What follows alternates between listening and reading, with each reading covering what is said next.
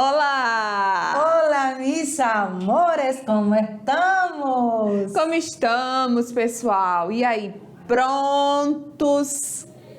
Preparados para mais uma classe? Gente, a aula de hoje está muito bacana. É verdade, eu também acho. Tá cheio de coisas legais na aula de hoje. Muitas coisas. Então, nem vou ficar falando demais, porque a gente vai ter muito o que conversar nessa aula de hoje. Então, sim, bora para as habilidades de hoje. Então, vamos lá.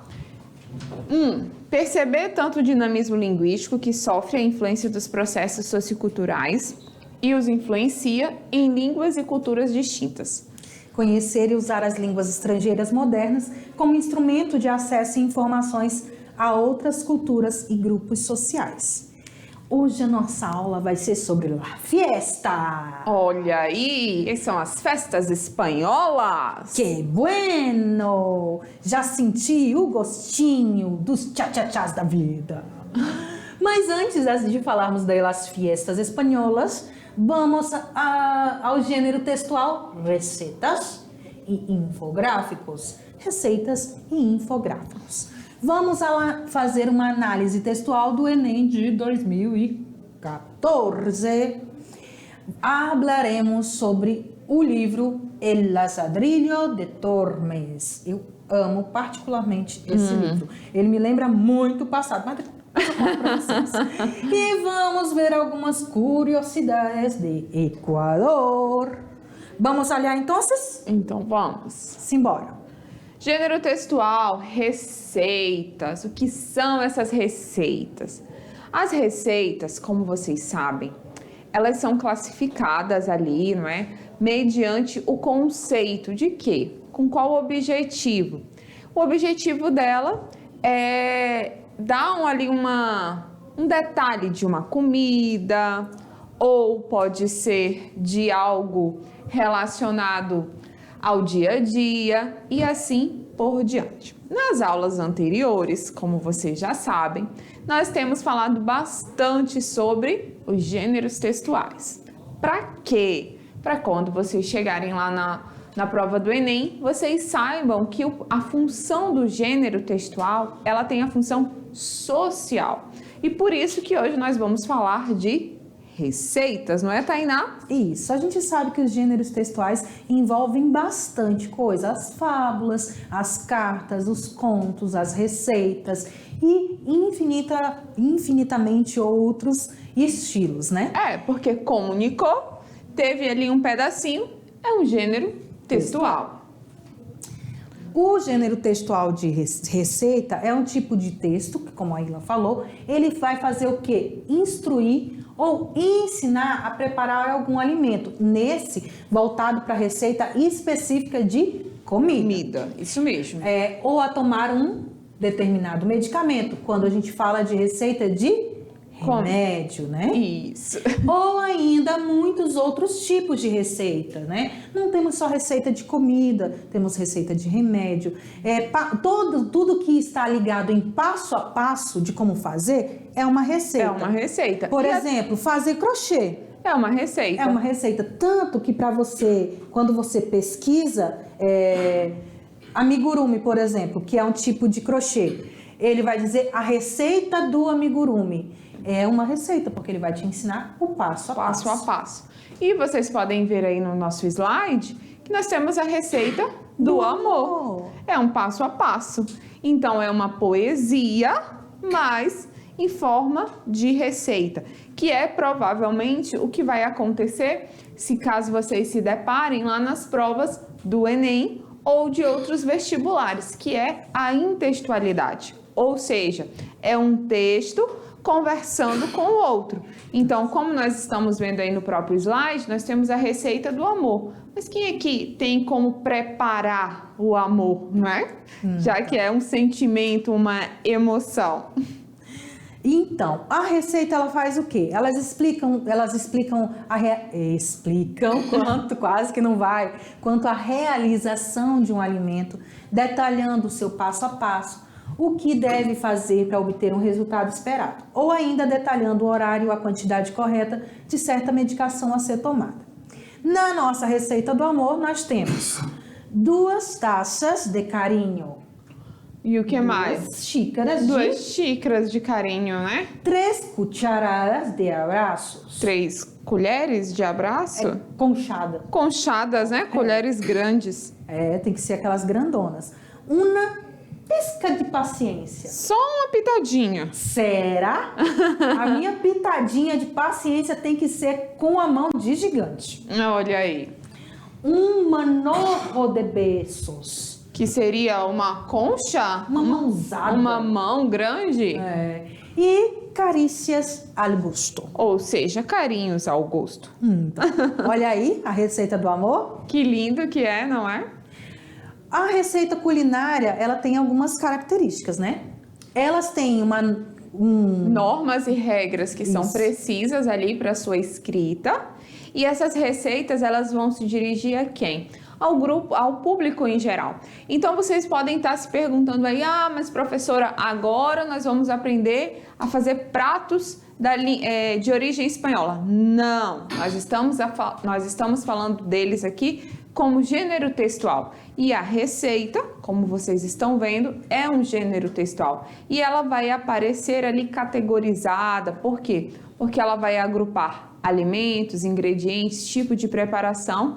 E claro, quando se trata de receita de alimentos, ela vem em um livro de cozinha. Isso. E vocês têm que pensar o seguinte, mas por que essas professoras de espanhol estão falando de receita? O que elas estão vendo de legal? Gente, agora, a partir desse ano, do ano passado, muitas mudanças têm ocorrido aí no nosso novo ensino médio. E vocês têm que lembrar o seguinte, um texto ele sempre vai estar conversando com o outro. Então, pode ser que eu não tenha uma receita de um bolo, de um brigadeiro ou de um arroz de forno. A Tainá gosta dessas comidas. Eu não, só a Tainá. Eu não gosto, só a Tainá. E aí, quando vocês se depararem com essas receitas, vocês vão observar que a gente vai ter essa conversa, essa intextualidade de um texto conversando com o outro o tempo todo. E ainda concluindo o raciocínio, por que a gente está vendo? Vocês vão ver agora como as características. As características de um texto, de uma receita, aqui no caso receita de comida.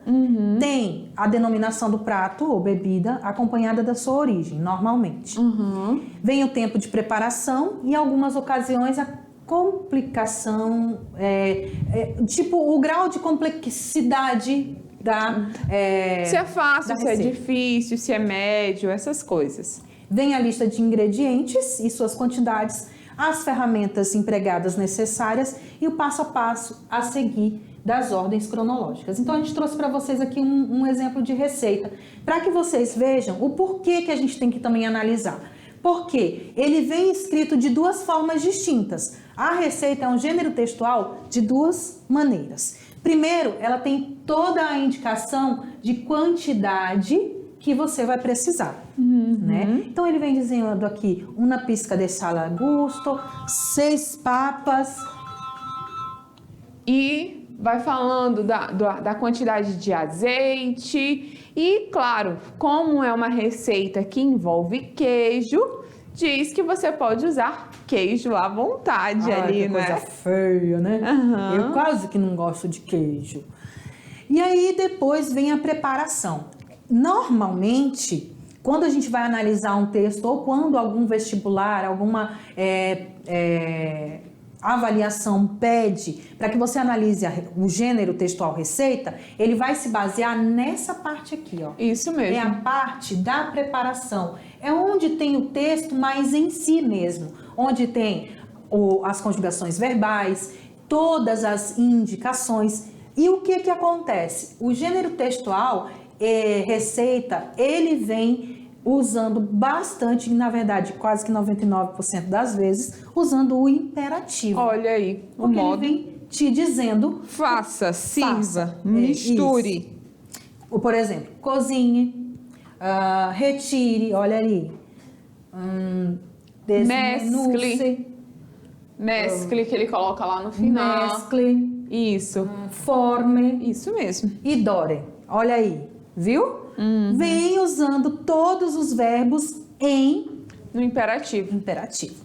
Certinho? Certinho, professora Tainá. Então vamos ao outro gênero textual. Esse aqui também é quase que certeza que vai cair. Se não cair em espanhol, vai cair em outra disciplina no Enem. Com que certeza. é o infográfico. Pode cair em geografia, pode cair em história, pode cair em português, pode cair em inglês, pode cair em qualquer outra situação, qualquer outra disciplina. Porque o infográfico, ele é muito utilizado nos dias atuais pelas mídias, não é? As mídias jornalísticas. Porque é um recurso que é eficaz e trata do assunto ali, o resumo do assunto de forma rápida e dinâmica. Então, como geralmente ele é colorido, não é uma regra, mas muitas vezes ele aparece de forma colorida, é muito mais fácil para o leitor, para o interlocutor compreender algo que está colorido. Então, qual é o papel do infográfico? Passar uma informação através da imagem. Linguagem mista. Nós temos aí nos infográficos a linguagem mista. Por quê? Porque ela é caracterizada aí nesse caso através do quê? Das ilustrações explicativas e o tema, o texto, não é? Como ele está sendo definido, ele aparece. Então, o infográfico é um gênero textual muito utilizado nos dias atuais, principalmente nas mídias sociais. E na prova do Enem, meninos, é muito comum, até na prova de redação, vocês se depararem com infográficos retirados de notícias jornalísticas para basear lá a tese de vocês, certo? Então, vamos lá. Esse gênero, ele não ganhou destaque apenas nos meios de comunicação. Nas salas de aula, como a gente acabou de falar, eles auxiliam muito no processo de leitura, reflexão crítica e produção de texto. Por quê? Porque ele tem como elementos textos, ícones, quadros, um fundo, legendas, tabelas, mapas, ilustrações, números e fotografias. Então vai depender muito de que tipo de infográfico que você está analisando. Então você pode ver aqui neste nosso exemplo de infográfico, tem quase tudo que a gente está falando. Tem texto? Tem. Tem ícones? Sim. Quadros? Sim, os balões, Também, né? Os balões. Um fundo, Sim. olha aí. Legendas, Tem. olha aqui embaixo está a legenda dele, na verdade, né? Uhum. Tá bem pequenininho, a gente não consegue ver, mas tem. Tabelas, olha aqui. Quando a gente fala em tabelas, a gente já imagina que é aquela tabelinha. Sim. Mas nem sempre. A gente tem aqui, ó, as porcentagens, a quantidade. Então, nos balõezinhos vem falando as quantidades e também as porcentagens. Então, é um tipo de tabela também. Isso mesmo. Mapa, temos também. Aqui, bem aqui, um globo, na verdade, né? Ilustrações, tá bem ilustrado. Números, também. E fotografia, que é o total, é o final, é a como imagem. um todo. Isso mesmo. Como é que pode ser um infográfico?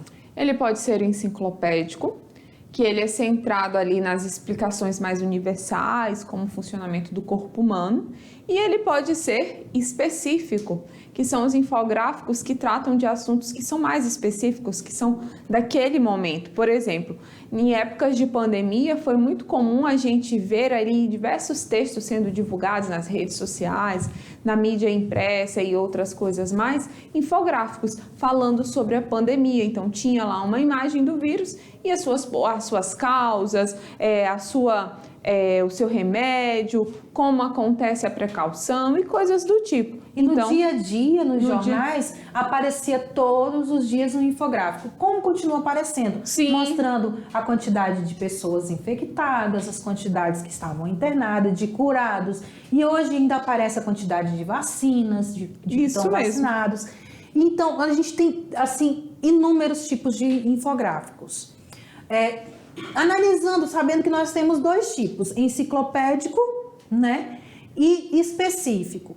Esse nosso infográfico, Idiomas que Dominam o Mundo, ele é enciclopédico ou ele é específico? Ele é específico. Ele é específico.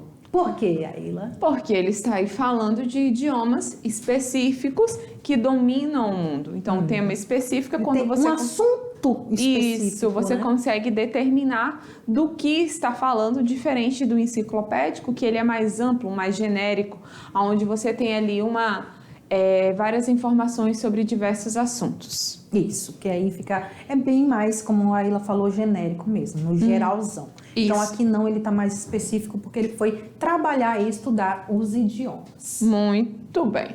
Então vamos falar de festas. Eita, gente! O povo espanhol, ele é um povo conhecido por ser um povo festeiro, que gosta, que tem a natureza festiva. Olha que legal, né? E os espanhóis e os brasileiros, eles têm muito em comum nisso, né? Eles gostam dessas reuniões familiares, dessas festas. Só que lá, para os povos espanhóis, eles têm ali um grande número de festivais, de cerimônias que são divulgadas tanto nas capitais quanto no interior desses países. Aqui no Brasil a gente já tem essa diferença, não é, Tainá? Nós temos festas específicas que abrangem todo o Brasil, mas às vezes não é que nós não temos a divulgação das festas menores. Mas o Brasil também é conhecido por ser um país muito festivo, e né? assim, Festeiro. Na Espanha, qualquer reunião familiar vira uma festa. Isso. E será que na casa de vocês também?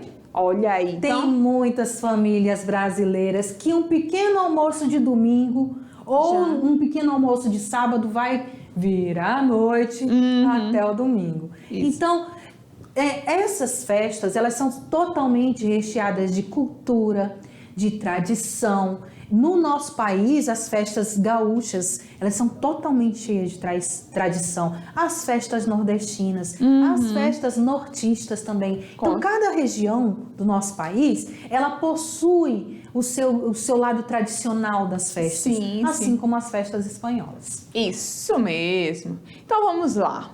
Uma das festas que ela é muito conhecida no meio espanhol é a tomatina. Pensa aí, galera. Cheguei a sentir o cheiro aqui. Sente aí o cheirinho de um ketchup. Um grande molho de tomate. Se você estiver pensando algo diferente, não é isso mesmo.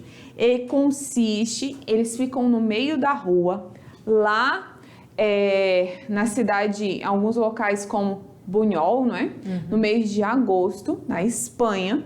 Eles ficam no meio da rua e aí eles fazem um grande tomataço. É assim que eles falam. Jogam tomates uns nos outros e vão fazendo e desfilando. E quando você percebe, aconteceu um grande desfile. Porque antigamente, a partir do ano de 1945, havia a simulação de uma verdadeira guerra, que não deixa de ser, né? Só que de tomates, mas não se preocupe, não tem sangue, não tem brigas, porque eles são conhecidos por serem extremamente organizados. Isso. Então, assim como vem uma tradição de muitos anos atrás, né? Desde 1945, que eles vinham ali festejar o seu êxito numa guerra, e aí eles começaram a tacar tomates um no outro como festa e acabou que virou tradicional. A tomatina. Então vamos lá. San Fermín. Olha lá. Essa já é uma festa também famosa, mas é uma festa de corrida dos malucões. Eles correm de touros pelas ruas de Pamplona. Ela acontece na cidade ao norte da Espanha, entre os dias 6 e 14 de julho.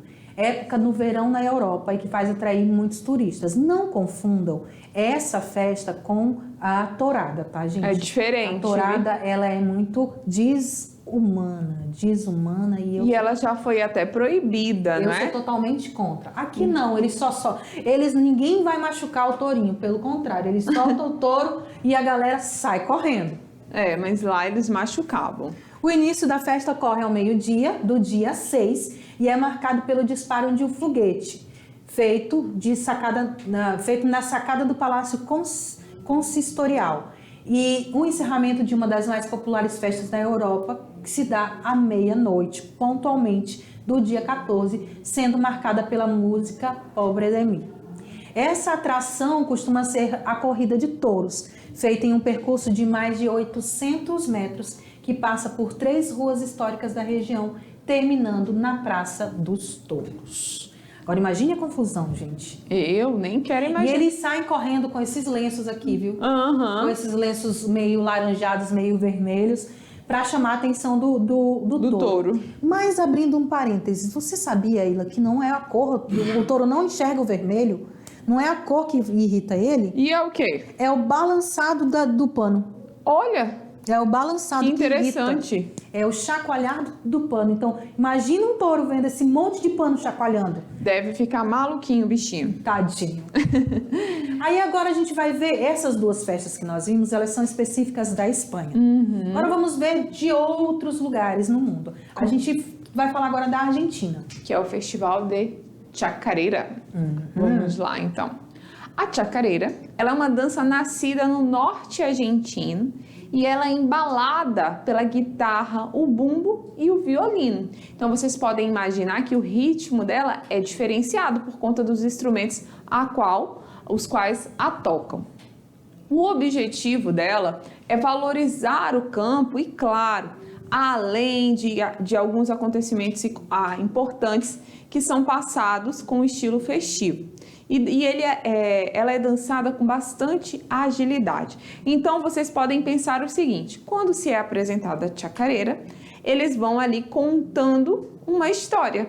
Não é só a apresentação, mas há uma contação de história, certo? Outra festa na Argentina é o Carnaval Artesanal de Lincoln. Olha aí, quem pensou que o carnaval era só brasileiro, nós temos o carnaval argentino. Esse Carnaval de Lincoln acontece em fevereiro, igual no Brasil, dura uma semana, parecido também com o do Brasil, e ele reúne uma enorme variedade de elementos. Os turistas festejam junto com os carros alegóricos, escolas de samba, equipes de dança e também um típico concurso de fantasia infantil. Essa parte é muito bacana.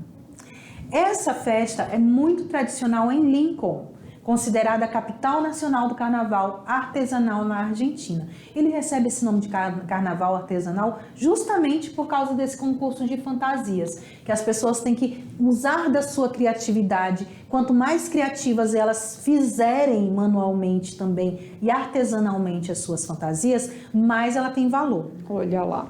E anualmente os moradores eles ficam felizes, né? Ao apresentar a sua arte, a sua dança, a sua alegria e a sua criatividade. Muito bem. E outra festa que nós temos lá também é a Candelária Mamacha, que não deixa de ser uma espécie de carnaval. Mas, diferente disso, ela é uma festa peruana e ela é imperdível, sabe por quê? Porque ela é em comemoração à Virgem da Candelária, ou como ela é chamada de Mamacha. Ela acontece em Punho, às margens do fabuloso Titicaca. Lago Titicaca. Eles pronunciam um pouquinho diferente, né? Lá. É o Titicaca. Esse daí, professora Tainá. Eu acho que a gente esqueceu de um Eu também tô achando. Lago Titicaca. E a origem da Candelária, ela está associada aos ciclos agrícolas, ou seja, a plantação e a colheita no modelo indígena, né? E as atividades mineradoras por parte dos colonos da região. Essa mistura, ela resultou nessas danças típicas que acontecem nesse momento e acredita-se que é uma festa muito bonita, muito cheia de cor, porque é natural do povo espanhol a questão das cores. E aí ela fala o seguinte, que no desespero, né, daquele momento de tristeza, quando você está na beira da morte, elas renunciam às suas almas, né, e voltam à salvação por conta da Virgem da Candelária. E isso com um grupo de mineiros que ficaram presos em uma mina. Eles, infelizmente, teve esse caso desses grupos de mineiros, de mineradores, né, que ficaram, a mina estourou e eles ficaram presos e infelizmente eles morreram. E eles acabaram renunciando às suas almas e a Virgem da Candelária os salvou. Olha lá. Nossa Senhora de Guadalupe. A Nossa Senhora, pode falar. Desculpa. Ele é comemorado em 12 de dezembro. As multidões vão até a Basílica de Guadalupe, que está localizada na cidade do México, Para quê? Para homenagear a padroeira do país. Esse é um momento de muita emoção, porque centenas de mariachis cantam a música Las Mañanitas, música mexicana que eles cantam como o nosso parabéns aos aniversariantes. De acordo com essa tradição e também com os documentos históricos do Vaticano e outros encontrados ao redor do mundo, acredita-se que a Virgem Maria apareceu em 4 ocasiões ao índio São Juan Diego, no Monte Tepeyac. E em uma quinta ocasião, ela apareceu para Juan Bernardino, tio do Juan Diego. E essa aparição, ela fez ali as suas colocações, e muito parecido com as aparições de Fátima. Então, seus conselhos para a comunidade, e acabou que virou a padroeira do México. Eita, e como eles gostam, né? Deve ser uma festa belíssima, não é? 90% das casas mexicanas têm a imagem de Nossa Senhora de Guadalupe. Olha lá.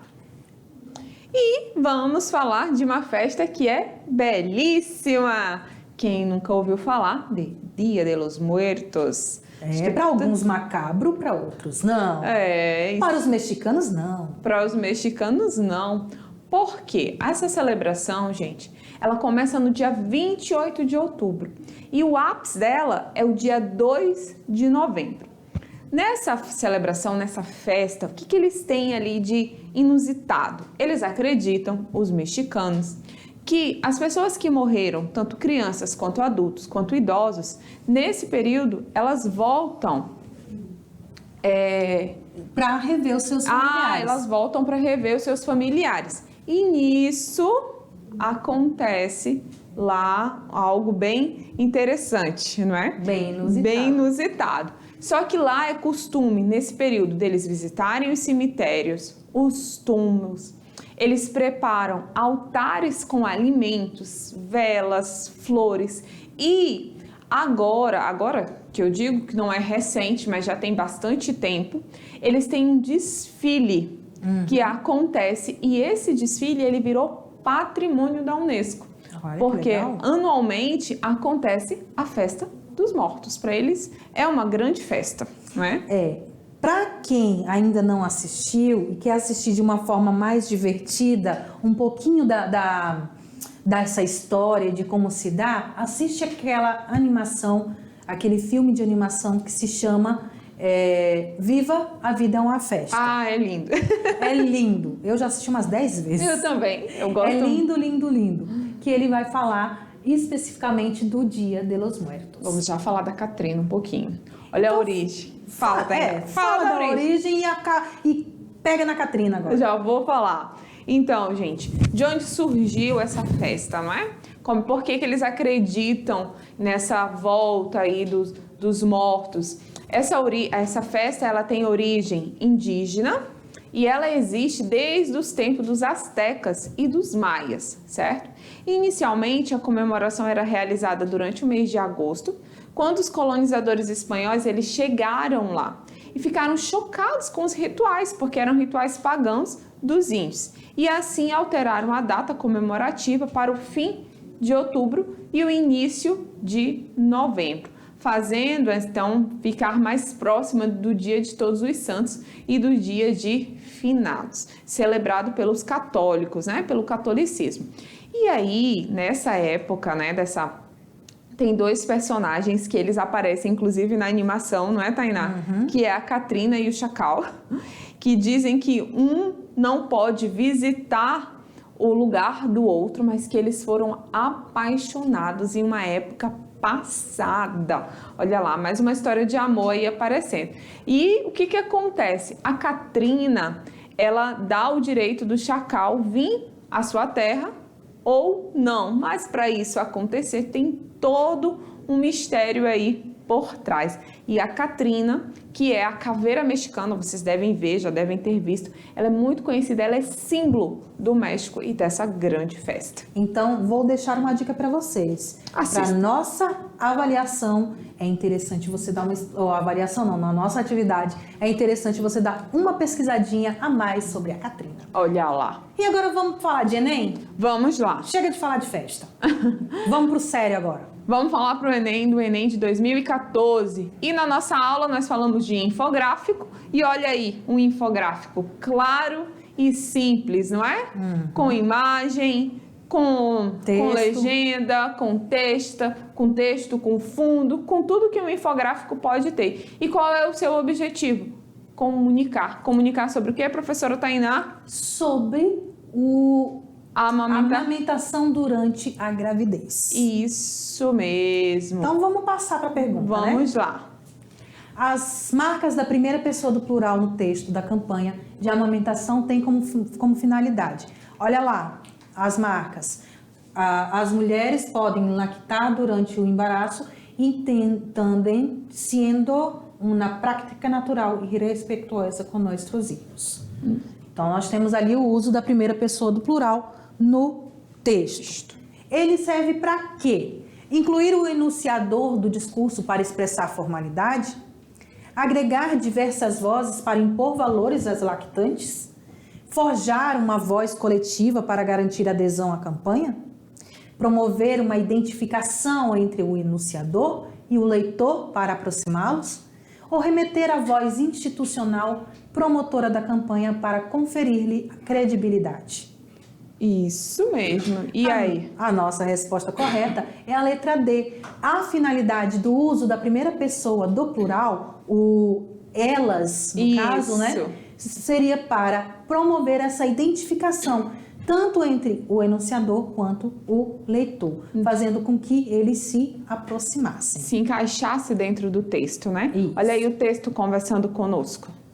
Vamos para a próxima? Vamos lá. Nós temos um textinho, né? De novo, que ele vai falar ali do discurso. Na verdade, esse Mário. É o discurso do Mário Vargas Llosa. Lembra que a gente falou dele? E falou que ele recebeu o Prêmio Nobel de Literatura em 2010? Olha aí, olha que legal, né? Esse textinho é um trecho desse discurso dele.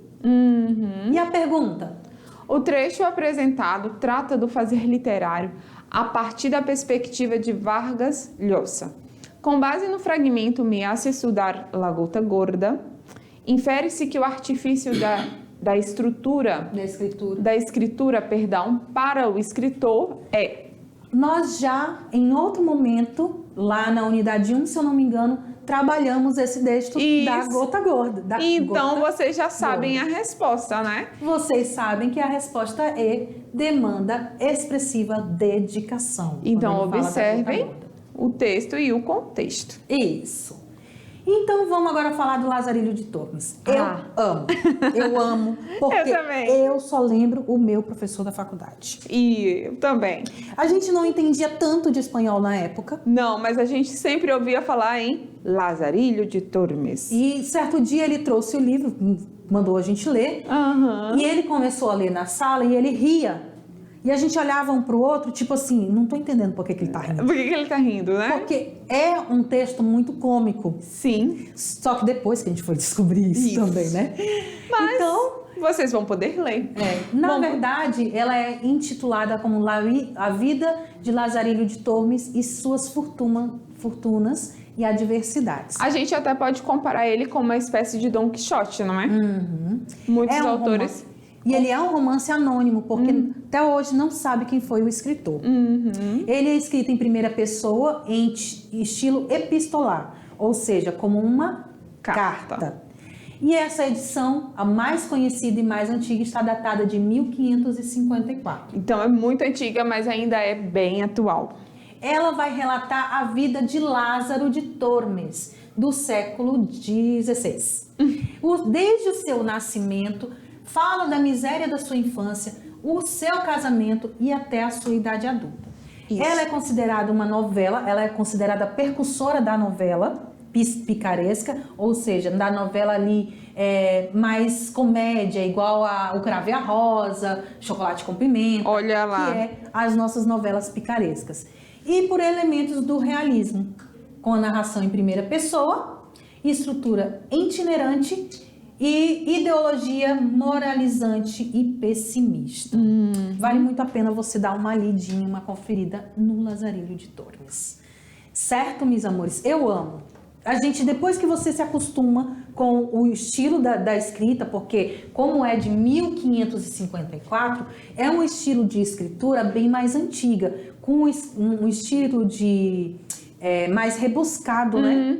Mais antigo, igual o nosso português, mais arcaico. Então, se torna às vezes um pouquinho mais difícil de ler, mas depois que você pega o gosto, vale muito a pena. E agora? E agora nós vamos falar de Equador. Vamos viajar para o Equador. Então, simbora para as características do nosso querido Equador. O nome Equador, ele deriva do latim aequator, que significa igualador. E este é o nome da linha imaginária que divide o planeta nos hemisférios norte e sul. E também atravessa o país em toda a sua extensão. Então, se você é especialista em geografia e gosta de geografia, você já deve ter ouvido falar da linha do Equador. Então, tem aquela linha ali que atravessa o país, o mapa no meio, né? Verdade. E ele acaba passando ali no meio do país Equador. Isso mesmo. Devido à sua localização do país, no meio do mundo, né, que é ali bem no meio mesmo, o sol nasce 6 horas da manhã e se põe às 6 horas da tarde, durante todo o ano. Diferente aqui do Brasil, né? Que ele vai mudar bastante de região para região, o horário e a época do ano também. Isso mesmo. A capital do país é São Francisco de Quito. E ela foi declarada Patrimônio da Humanidade pela Unesco no ano de 1978, por ter um centro histórico e bem preservado e menos alterado da América Latina. Então, é o centro histórico mais fiel desde a sua colonização. Isso mesmo. Entre o ano de 1822 e 1830, o Equador fez parte de um país chamado Gran Colômbia. A gente já falou deles também. Sim. Que reunia os territórios atuais da Colômbia, Venezuela e Panamá. O Equador e o Chile são os 2 únicos países da América do Sul que não têm fronteira com o Brasil. Poxa vida, não é? Se você observar todos os países latinos da América do Sul, os únicos 2 que não fazem parte, que não fazem fronteira com o Brasil é Equador e Chile. Isso mesmo. O Equador é o país com maior biodiversidade por quilômetro quadrado do mundo. Vocês não fazem ideia do quanto de animal, de espécie de animal, que tá falando aqui embaixo, né? Que cerca de 15% das espécies de aves do mundo são nativas do Equador. E o Equador tem 80 vulcões num território equivalente a 3% do Brasil. E, pasmem, 11 deles ainda são ativos, meu povo e minha pova. Olha que medo, galera! É verdade. Aqui vocês têm as nossas referências bibliográficas e nós chegamos, meus amores, ao final de mais uma classe. É verdade. Eu espero que vocês tenham gostado, porque essa aula a gente preparou assim com tanto carinho para vocês. Pode ser que a gente tenha falado muito rápido, principalmente das festas. Tem muitas outras festas, muitas coisas legais que vale muito a pena você pesquisar, conhecer um pouquinho dos outros países, a cultura, a história, e vale muito a pena. É verdade. Então, até a próxima e fiquem com Deus. Tchau, tchau. Hasta la próxima classe, nos vemos.